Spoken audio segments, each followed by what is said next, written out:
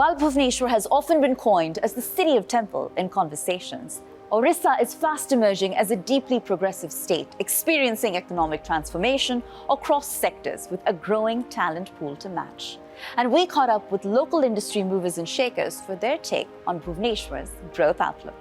Joining us on the panel, Chairperson, Federation of Indian Chambers of Commerce and Industry Ladies Organization, FICCI Flow, Bhubaneswar Chapter, Poonam Mohapatra, Assistant Professor of Economics with IIT Bhubaneswar, Dr. Nihar Ranjan Jena, and Chairman of Hotel and Restaurant Association of Odisha, and Chairman of Swosti Group of Hotels, JK Mohanty.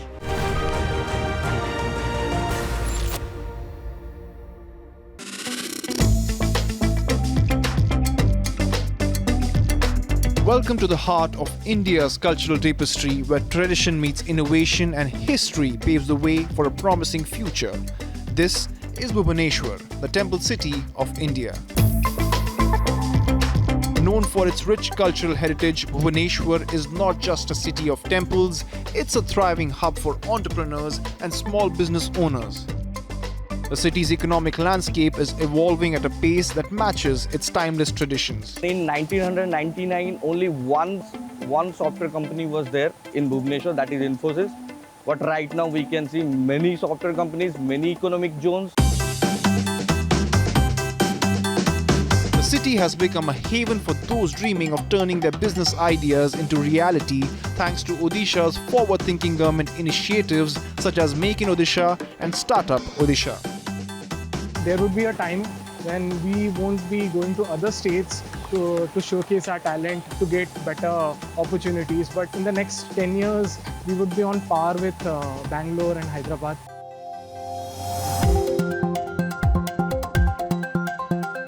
Bhubaneswar, where the past is shaping the future and every entrepreneur is part of a story that's still unfolding. The eastern hub is rising and the wolf for sure is taking notice.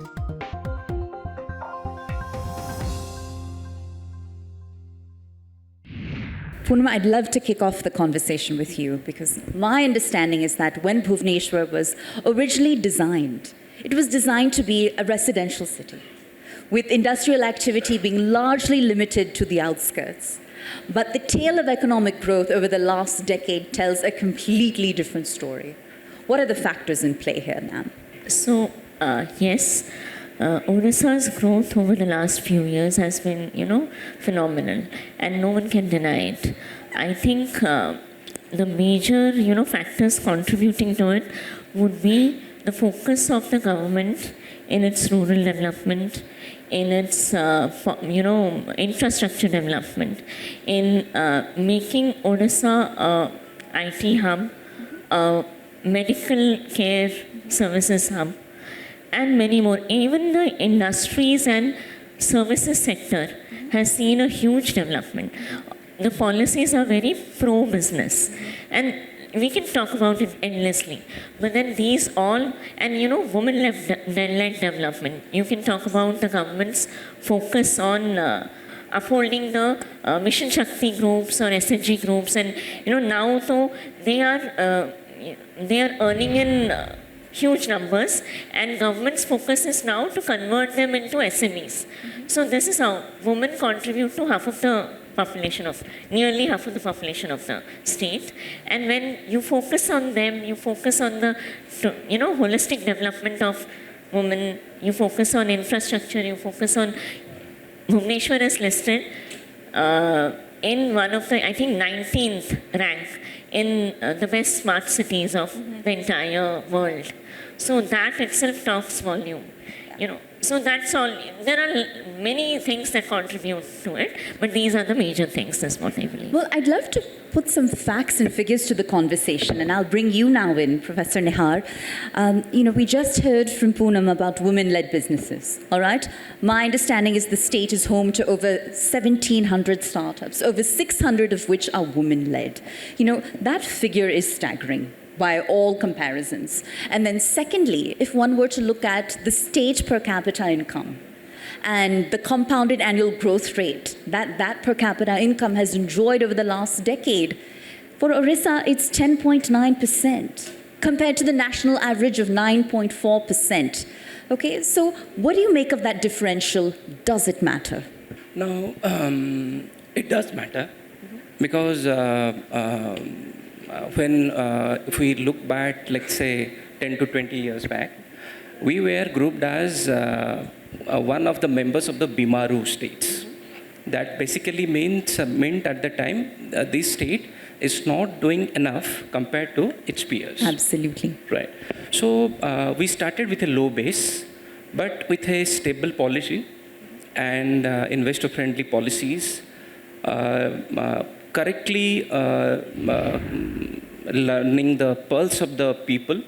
Government, both the center and the state, they have embarked upon a very beautiful journey to lift massive number of people from below poverty line. And perhaps that is also one of the very foundational argument why government has focused on small businesses, which are known for creating a lot of employment opportunities. Absolutely, and that means all of you in this room. So a huge round of applause for you all, please. Yeah. And we all know that whenever the concept of poverty is discussed, unemployment is tagged as a twin.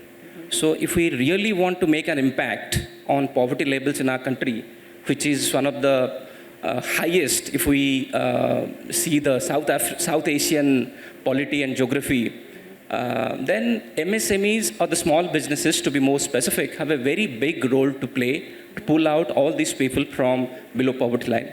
And essentially, both the central government as well as the state government, they are doing that and doing that quite convincingly. Right. Well, I want to come to you now, Dr. Mohanty, because Professor Nihar does bring up some excellent points. And when we look at the literacy level of Odisha, it's 73%, which is very much in line with the national average. But what's been a game changer for this economy, right, is the deeply skilled labor force. Right? The working class, the labor force is deeply skilled. And given that you come from the hotels and hospitality industry, I'd love your comment on that and what they've done with respect to pushing the needle on Odisha's economy. Thank you. Absolutely. I have been born in this city, educated in this city, passed out from Delhi University. And I have seen this city grow. There was a time when we were in school, there was no concept of taxis or auto rickshaws. It was hand-pulled three-wheeler rickshaws. From that, today, Bhubaneswar is a city which has more SUVs than entire West Bengal. I think that deserves a round of applause, ladies and gentlemen. There was a time when somebody wanted to do business in my time. Nobody would give a girl to a businessman. It was difficult to find a bride. Right. Everybody was looking for IS, IPS, bank job, everything. Today it's just the opposite. Things have changed. When I came back from Delhi University at that time in 1980, the government announced hotels as industry and gave a 30% capital investment subsidy. I was one of those old entrepreneurs. Wow. The government sanctioned the loan, but the banks were not ready to give working capital. The loan was sanctioned by EPICOL and OSFC. But I did not know how to start. Today you are talking about startups. IDFC is talking about giving funds to startups. But those days, being a startup was a punishment. So how the city has grown, and today, with Swosti brand, almost all the banks, they're after us. Do more projects, but I have my capacity. My son has joined me. He's done his hospitality business management from Birmingham University. We are growing. And we are growing because there is a strong willpower in the state government to see things happen fast. We are coming up with a hotel project in Puri. It's on the beach, where we are doing everything, giving everything what the best of the hotels in the world have. That's the concept what we are thinking, because tourism is bound to grow in this state, and it is growing fast. The government has come out with eco-retreats. The policy, the state tourism department's policy gives a lot of incentives, subsidies to people who want to do hotels. And we are one of those entrepreneurs who have been taking the assistance from the government and have been growing fast. And the tourism in those days, in 1981, when I was doing sales calls in Delhi and all for getting foreign tourists, there was not a single air-conditioned bus in this state. So when I went with this proposal to the Odisha State Finance Corporation, the officers over there said, AC bus nahi chalega. Nahi chalega. Nahi chalega. And they refused to my, but there was one officer, I can name him proudly, SP Nanda, who is retired, an IS officer. He said, why not? Why can't Odisha have a AC coach? In 81, I put up the first AC coach, which cost only 18 lakhs. Paid the loan. And today, there are many AC coaches. Everything is available, and banks are very liberal. And they identify entrepreneurs and finance accordingly. So today you have air-conditioned coaches, you have luxury hotels. You see the Taj has come, ITC has come, Lemon Tree has come, Novotel is opening up. Many luxury, the Oberois are there. All the luxury brands, the international Marriotts, they are also there. Most of the brands have offered me कि ये हमको दे दो.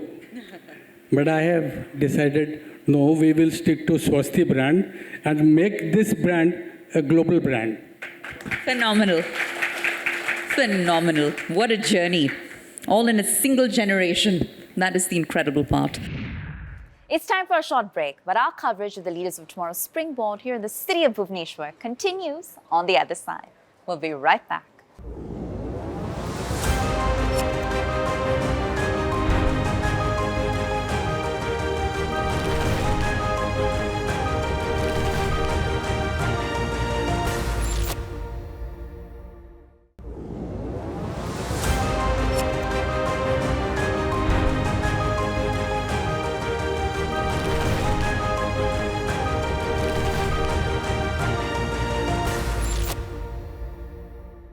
Welcome back to our continued coverage of the Leaders of Tomorrow's Springboard in the city of Bhubaneswar. We're here on ground to bring you all the highlights. You know, I want to get to you now, Poonam, because Sir just a moment ago was talking about blessings. And I think one of Odisha's biggest blessings is it has the lion's share of the country's mineral reserves, which makes this state the leading producer of iron ore, steel, stainless steel, alumina, aluminum, so on and so forth, right? How do small businesses stand to benefit from that rich mineral reserve deposit? And what luck has this economy had diversifying and coming out of the shadows of mining and minerals? Mining, having huge amount of mining reserves is a boon that any state can have. So that accounts to a major contribution to the state's GDP.